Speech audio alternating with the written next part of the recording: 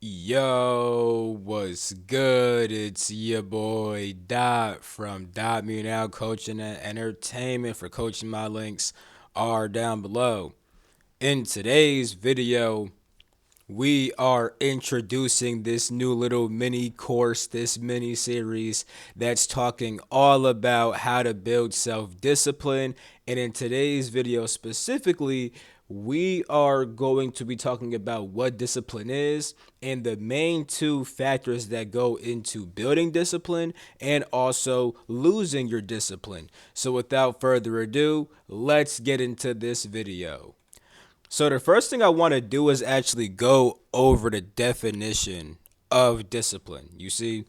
So right here it says the practice of training people to obey rules or a code of behavior using punishment to correct disobedience. Right here, it says the controlled behavior resulting from discipline, activity, or experience that provides mental or physical training, a system of rules or conduct. Most people, and the way we're using it is more about up here, but I want to get deeper into the word because the etymology of it, right? It starts off by just meaning instruction and knowledge, right? But then it gets to right here, mortification by scourging oneself. So let's look. So, what does this mean? Mortification. Mortification is the action of subduing one's bodily desires, right? Scourging is the act of whipping as a punishment or causing great suffering to, right? Now, I also want to look up punishment because what does it mean to punish, right? To punish means to inflict a penalty or sanction on someone as a retribution for an offense, right? And then down here it says that punish means penalty. Okay, what does penalty mean, right? Penalty, right here, I want to go to the etymology of it. You feel me? It means pain, right? So inflicting pain on yourself, right? So with all of this, right? I just read all of this, right? How am I gonna form all this into a definition for discipline? Well, the way that I would see it is that discipline, right? Disciplining yourself is the act of training yourself to follow a set of rules or behaviors through the act of punishing yourself and or restricting yourself, right? Ultimately, you're just inflicting discomfort upon yourself, right? That's what it really means to punish yourself. Because to punish is to put a penalty. Penalty just means pain. Pain is discomfort. You see what I'm saying? So when you discipline yourself, right, you're training yourself to be a certain kind of way, usually by inflicting some type of pain or putting yourself through discomfort, right? And this discomfort is usually done by restricting yourself and trying to subdue your bodily desires, you see? So that's what discipline mainly is, right? Now we're going to be talking more about discipline throughout this whole entire course, but for right now, I want to now focus on the main things that go into discipline and that also kill your discipline. So, the main thing that is going to build your discipline is your commitment, right? You need to be able to commit to changing your habits and sticking to them, right? You also need to believe in your ability to achieve and do everything which is required in order to achieve your goal, right? So you need to also be fully committed, but that commitment cannot come if you don't have any belief inside yourself. So it's going to be hard to commit to something that you don't even believe you can actually do. That's why you must first believe in yourself. And then once you truly believe and go beyond belief and know that you can do something, now you must be committed to doing that thing, which a lot of people kind of get that first part. They feel that commitment, which kind of brings this drive and this motivation. But then, right, you end up meeting the flip side, which is adversity, right? You see, you tend to lose discipline as you deal with difficult things, right? When things get difficult, that's when people's discipline tends to actually drop when they're faced with adversity.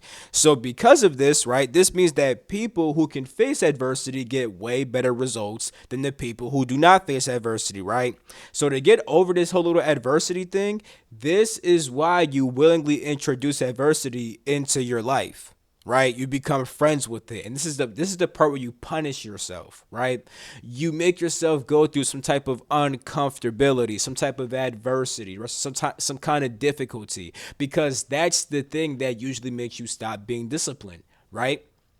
Usually, when you go through pain, you want to seek comfort, you see. But if you willingly put yourself through pain, you'll be able to go through discomfort and be able to stick to your habits, your goals, and your behaviors and your beliefs no matter what happens externally to you, right? So, when dealing with difficult things, right, we're gonna mention different difficult things which you could do later on inside this course. Um, but for right now, just understand this, right? When you go through difficult things, remember that it's all temporary. You feel me? Whatever you're going through is temporary. Keep in your mind that this too shall pass, or this too will pass, right? On some Buddhist monk stuff, right? Everything is impermanent. We're always going through cycles of pain and pleasure, up, down, left, right.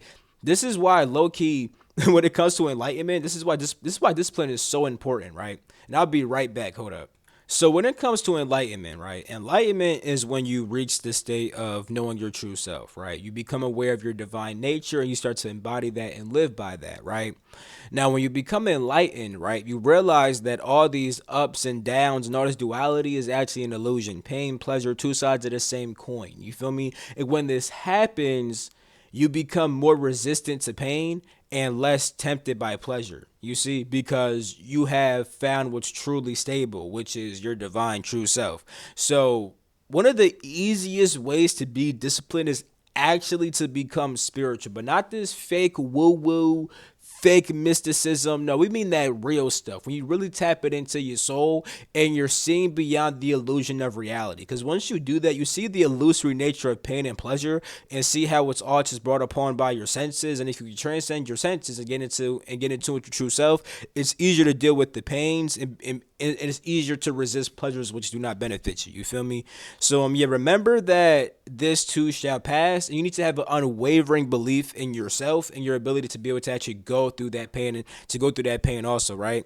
Also, a good thing to do is to watch what others have done to achieve the same goal, and then don't fully do what they do, but try to imitate them in certain ways, right? Like maybe they had it, maybe you study five different people who accomplished what you want to accomplish, and they all did it in five different ways. But something that stayed the same was the fact that number one, they believed in themselves and they had a powerful mindset. Number two, they all studied this one thing that they had to study. Number three, they stopped eating this one food that they knew was gonna whatever it was, right?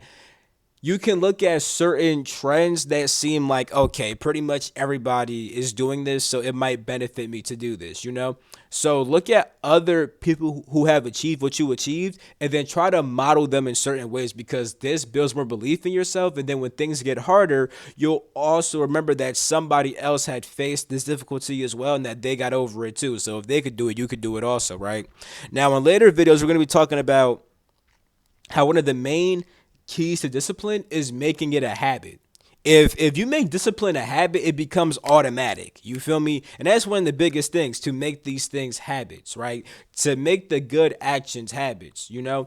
And even when it comes to introducing adversity, if you make it a habit to face adversity, nothing's gonna be able to stop you. You feel me? So that's one thing.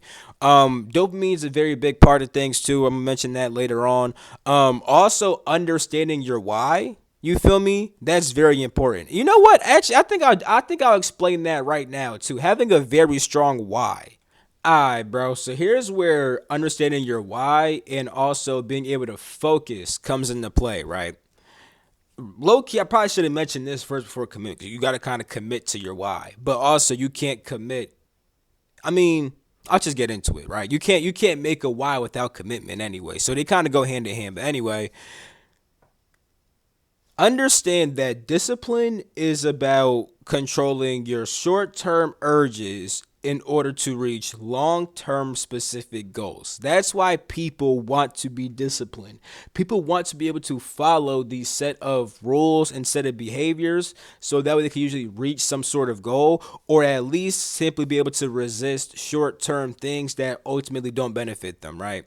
understand that having specific goals in your life will breed more discipline because you're actually trying to achieve something.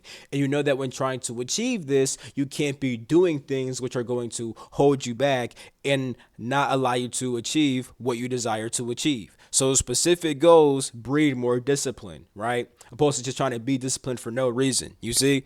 So because it, like for an example, when I was doing my long fast, I had the most discipline ever because I knew that if I want to not eat, I need to be super duper focused and locked in on these certain things and not dabble into the other things. Now I still got that discipline, but I'm more willing to do like since I wasn't eating, right? I couldn't eat. Now I'm more willing to eat. But because I'm eating, sometimes when I eat, I get a bit more tired. Now that I'm a bit more tired, I'm willing to kind of just slack off a bit because I don't really have the energy to do the things I would have normally did. You see? Now when that if that ever gets bad, I just start to fast again. You know what I'm saying? Like it just is what it is. Like I've learned a lot about discipline from fasting. The longest I went was 16 days. I'm gonna do my 40-day fast soon. I talked all about it in my spiritual immortality series. Go check the playlist on my YouTube if you guys want to see more about that. But anyway, my whole point is that specific goals bring more discipline. When you're trying to achieve something, you're more disciplined, right? So because of this, make your goals and your visions really detailed. Visualize your why often and invoke all your senses, right? And be able to actually stay focused on your goal. So when it comes to your goal, be like, and the thing is, you can have like a big goal, like I want to become a millionaire, right? Let's say that's one of your goals, right? Okay. Now you also have smaller goals. First, make 10K, then make 50K, then make 100K. And I'm gonna make that 10K, 50K by doing these things. While doing these things, I gotta do those. So you could make small goals inside your bigger goal, and it's good to do that because having such a big goal could be very vague. And when you actually break it down into smaller goals, it's like you're able to realize the steps you need to take to get to the big goal. And because you see all the steps, you can actually walk up them. If you don't see the steps and just see this high up thing, you're not going to know how to get there. And you're going to kind of lose direction. You might give up faster, you see? So, yeah, visualize your why often, right? Visualize what it's like to have what you actually want. Visualize what kind of person you had to be and invoke all of your senses, right? You need to visualize the process throughout, right? Not just the end. So you do want to see what the end goal is like. You need to also visualize what it's like getting there, right? This is way more effective. When you only visualize the end, you end up feeling good without putting in any work, which can harm you because people always mention that visualization is good because your brain doesn't know the difference between your visions and your actual reality. That's why you should also not only see the end goal, because if you visualize the end goal, your brain thinks I already have it. Don't got to do anything else now. That's not what you're supposed to do. You're supposed to see yourself going through the whole entire process. A good thing that I love to do is that not just thinking about where I'm at in the end, but when I'm sitting here right now, right? I like to think about myself in the current state that I am, but trying to achieve that goal. So for example, I can be aware of the fact that in the physical, I haven't truly achieved that goal yet, right? But I can be aware of the person who is doing everything and all the right things to achieve that goal. I could think about and envision that person because sometimes I might be a person who is not trying to achieve that goal. So I'll sit down and be like, damn, okay, what's the version of me that's trying to achieve that goal doing? Oh, they're doing that. I should be doing that right now too. You should still live from the end. That's very important to actually understand what the things feel like, but also see how you got there and always see that, right? So when you look at who you are right now, and how you got to where you want to be at, see the whole journey and then getting there. You know what I'm saying? But then remember what you did on the journey, then start doing those things in your physical, real life. You feel me? Um, yeah, also it's good to just take time to just slow down because when you slow down, it's easier to face temptation, even though it's not the best way to motivate you all the time. Like when I say slow down, right? And when you want to take action on a desire, it's very impulsive, right? You feel an impulse and want to do it. When you take the time to just slow down, relax, calm down, and visualize yourself, you give yourself a period of rest and calming yourself and rethinking about what you want, so that way this immediate urge isn't just pulling you, you see. But sometimes slowing down is not always the best, because you could have been in a certain flow doing something, but now you kind of slow down and now you can't get back in that flow. But that's why you should be smart with when you slow down, you see. And then focus is really the root also, because if you cannot stay focused and stay locked in on what you want and your goals, the moment you lose focus, you're open to, like, think about it like this, right? If you're focused, it's like you're looking through this only through here, right? When you take that focus away, boom, you start to see all the temptation around you. So being able to actually focus and constantly stay like having a single pointed mind when it comes to what you want and your goals, that's gonna breed discipline, bro. So I got more videos coming up. This is gonna be a whole mini series, a whole mini course. You feel me? Focus is extremely important. Being able to actually just look at the one thing that you want and block out everything else which is tempting you. You gotta have a strong why and be committed to your why and face adversity, even by adding it inside your life on purpose, sometimes to build that muscle. So I'm gonna end the video right here. I love you. I'm gonna catch you. Peace the freak out.